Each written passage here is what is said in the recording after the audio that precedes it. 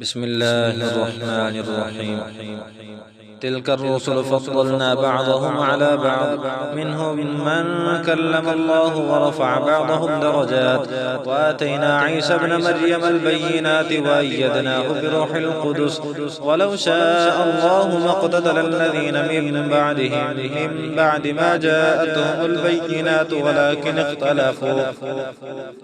فمنهم من آمن ومنهم من كفر، ولو شاء الله ما اقتتلوا ولكن الله يفعل ما يريد. يا أيها الذين آمنوا أنفقوا مما رزقناكم من قبل أن يأتي يوم لا بيع فيه ولا خلة ولا شفاعة والكافرون هم الظالمون. الله لا إله إلا هو الحي القيوم، لا تأخذه سنة ولا نوم، له ما في السماوات وما في الأرض، من ذا الذي يشفع عنده إلا بإذنه، يعلم ما بين أيديهم وما خلفهم، ولا يحيطون بشيء من علمه إلا بما شاء، وسع كرسيه السماوات والأرض، ولا يؤوده حفظهما وهو العلي العظيم. لا إكراه في الدين، قد تبين الرشد من الغي، فمن يكفر بالطاغوت ويؤمن بالله فقد استمسك بالعروة الوثقى، لا انفصام لها والله سميع عليم. الله ولي الذين آمنوا يخرجهم من الظلمات إلى النور، والذين كفروا أولياؤهم الطاغوت يخرجونهم من النور إلى الظلمات، أولئك أصحاب النار هم فيها خالدون. ألم تر إلى الذي حاج إبراهيم في ربه أن آتاه الله الملك، إذ قال إبراهيم ربي الذي يحيي ويميت، قال أنا أحيي وأميت. قال إبراهيم فإن الله يأتي بالشمس من المشرق فأت بها من المغرب، فبهت الذي كفر، والله لا يهدي القوم الظالمين. أو كالذي مر على قرية وهي خاوية على عروشها، قال أنى يحيي هذه الله بعد موتها، فأماته الله 100 عام ثم بعثه، قال كم لبثت؟ قال لبثت يوما أو بعض يوم. قال بل لبثت 100 عام، فانظر إلى طعامك وشرابك لم يتسنه، وانظر إلى حمارك ولنجعلك آية للناس، وانظر إلى العظام كيف ننشزها ثم نكسوها لحما، فلما تبين له قال أعلم أن الله على كل شيء قدير. وإذ قال إبراهيم رب أرني كيف تحيي الموتى، قال أولم تؤمن؟ قال بلى ولكن ليطمئن قلبي. قال فخذ 4 من الطير فصرهن إليك، ثم اجعل على كل جبل منهن جزءا، ثم ادعهن يأتينك سعيا، واعلم أن الله عزيز حكيم.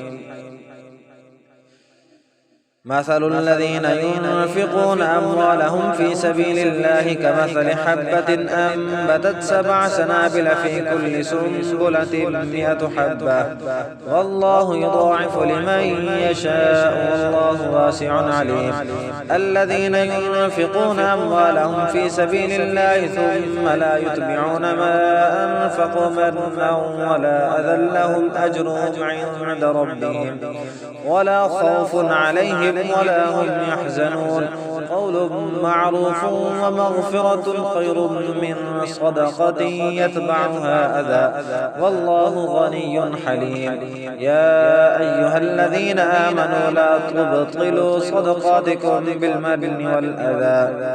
لا تبطلوا صدقاتكم بالمن والأذى كالذي ينفق ماله رئاء الناس ولا يؤمن بالله واليوم الآخر فمثله كمثل صفوان عليه تراب فأصابه وابل فتركه صلدا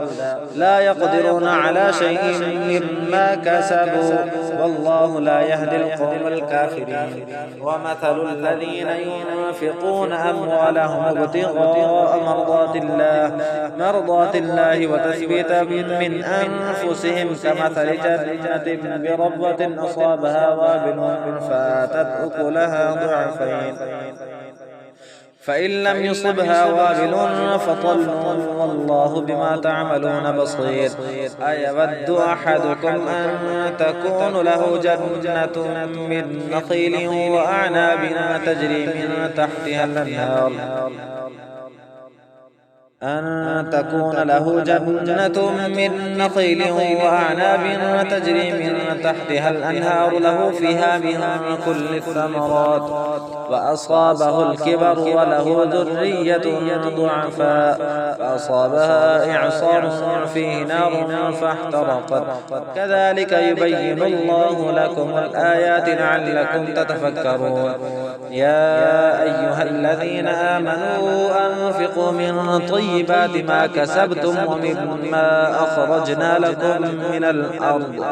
من الأرض ولا تيمموا الخبيث منه تنفقون ولستم بآخذيه إلا أن تغمضوا فيه واعلموا أن الله غني حميد الشيطان يعدكم الفقر ويأمركم بالفحشاء والله يعدكم مغفرة منه وفضلا والله واسع عليم يؤتي الحكمة من يشاء ومن يؤت الحكمة فقد أوتي خيرا كثيرا وما يذكر إلا أولو الألباب وما أنفقتم من نفقة أو نذرتم من نذر فإن الله يعلمه وما للظالمين من